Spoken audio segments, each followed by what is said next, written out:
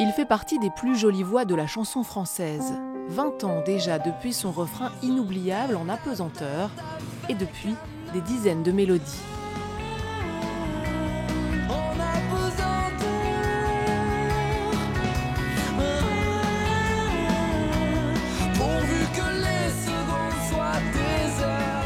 Calogero est l'invité de ce nouveau numéro de À l'affiche, et c'est dans son tout nouveau studio qu'il nous accueille pour nous présenter son 8e album, Centre-ville. Calogero, bonjour. Bonjour. Merci beaucoup de nous accueillir et puis a fortiori dans ce beau studio. Merci. Justement, racontez-nous d'abord un peu ce lieu où on se trouve et puis comment est-ce que vous l'avez pensé? Je l'ai un peu pensé comme un atelier où il y a tous les instruments que j'aime. Et je crée mes chansons ici, mais aussi ailleurs. Ça peut être voilà, dans ma cuisine, dans mon salon, comme ça a été le cas. Sous la douche. Voilà, sous la douche. Et puis après, j'emmène les chansons ici et je les produis ici, je les façonne, je recherche, un peu comme dans un atelier en fait. Vous avez baptisé ce studio Ennio. Ennio. Évidemment. Ennio parce que Ennio Morricone les a quittés pendant la création de cet album et que pour moi c'était le maître absolu. Voilà, qui m'a énormément inspiré. J'ai appris à jouer de la musique sur les musiques de films d'Ennio Morricone. J'ai trouvé que ça avait du sens que mon atelier, mon studio s'appelle Ennio.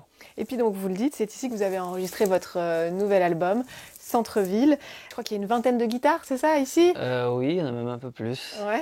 Il y a évidemment un piano.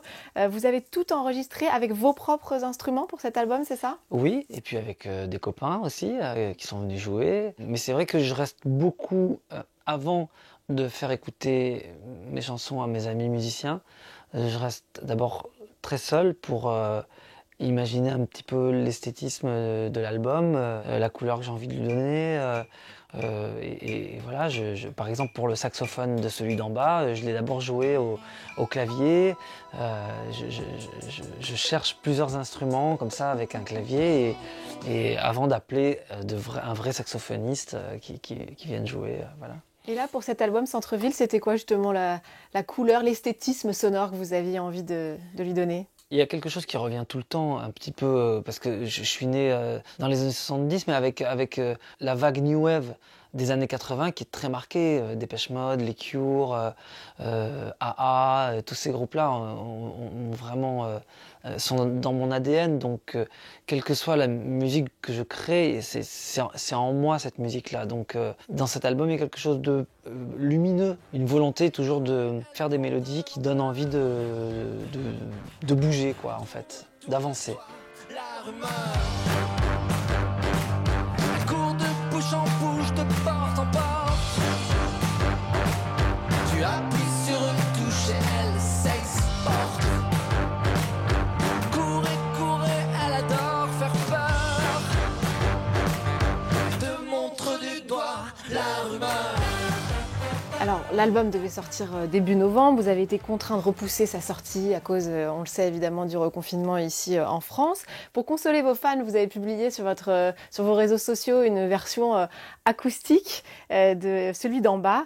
C'est une chanson assez intime. Vous évoquez un amour de jeunesse, c'est ça? Oui, oui, un amour de jeunesse et à la fois une chanson sociale, une chanson sur le rejet aussi.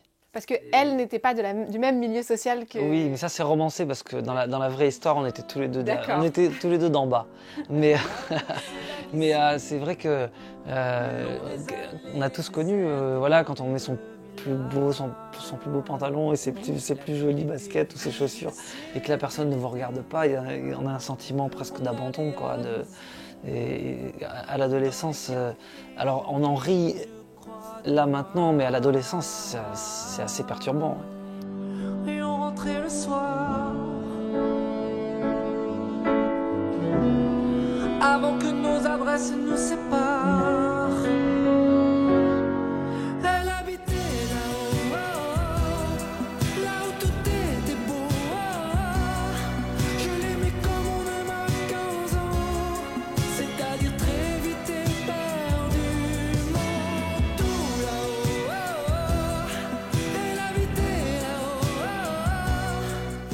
je crois, 2 chansons sur cet album qui ont été composées avec Benjamin Biolay. Alors c'est vrai que vous avez commencé un peu au même moment, vous avez on va dire des parcours qui se suivent, mais que vous aviez jamais travaillé ensemble, peut-être au tout début? Non, on a juste travaillé ensemble à l'époque quand j'avais monté le projet Circus, il était venu jouer de la trompette. Mais on n'avait jamais fait des chansons ensemble. Et là, l'exercice était particulier pour lui parce que je lui demandais d'écrire des mots sur mes mélodies. Et ça a été assez fulgurant en fait. Je crois qu'on avait des choses à se dire tous les deux, puisque je lui ai envoyé une mélodie le soir. J'ai éteint mon portable et le lendemain matin, avec mon petit café, j'avais un texte de Mauvais Perdant qui est la deuxième chanson dans l'album. Et ensuite, la chanson Centre-Ville est arrivée très vite. Et on en a même fait d'autres, mais qu'on n'a pas terminé. Donc c'est assez, oui, c'est une belle rencontre. Mauvais perdant, claque la porte en partant. À victoire facile, défaite amère, mais finis ton verre. Alors une grande partie des chansons de cet album a été composée pendant le confinement. Alors c'est vrai que pendant le confinement, beaucoup de gens ont eu des envies de grands espaces, de nature, de campagne. Vous faites votre album, vous l'appelez Centre-Ville. Qu'est-ce qui vous plaît, vous, dans la vie de citadin? Mais en fait, le centre-ville, ça me rassure. Le bruit déjà, moi, ça me rassure. J'ai pas de problème avec le bruit. Des voisins, des klaxons, des voitures, la vie en fait. Et puis il y a aussi une volonté de retrouver la vie d'avant, quoi. C'est un peu utopique, mais d'espérer un printemps où on se retrouve tous, quoi. De centre-ville, c'est un film censuré. À l'heure où je m'éveille, vous glissez nu sous les draps, tandis que moi je sors quand la ville dort et que j'embrasse des filles. On retrouve aussi sur l'album On fait comme si. Vous l'avez dédié cette chanson aux soignants. Vous avez même reversé une partie des fonds, enfin ou même la totalité des fonds, Totalité. issus de la vente de cette chanson aux hôpitaux de France. Vous racontez comment on a tenté de continuer à vivre, à un peu faire semblant. Vous dites on fait comme si. C'est de plus en plus difficile, hein, on le sent, de continuer. Comment est-ce que vous vivez cette période? C'est peut-être encore plus difficile pour les artistes, le monde de la culture qui est très durement touché par la crise sanitaire. Le monde de la culture, ça c'est clair que c'est une aberration d'avoir dit qu'il est non essentiel, puisque bon, si vous voulez, quelqu'un comme moi qui était en échec scolaire, dernier de la classe, ma vie a changé avec la musique et la culture.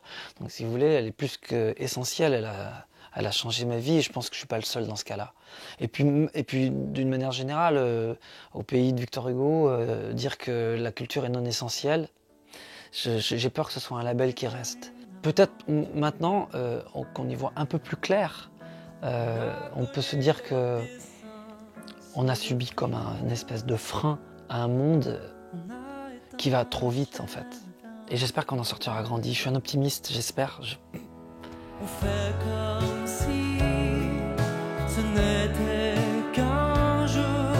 On fait comme si on fait comme on peut.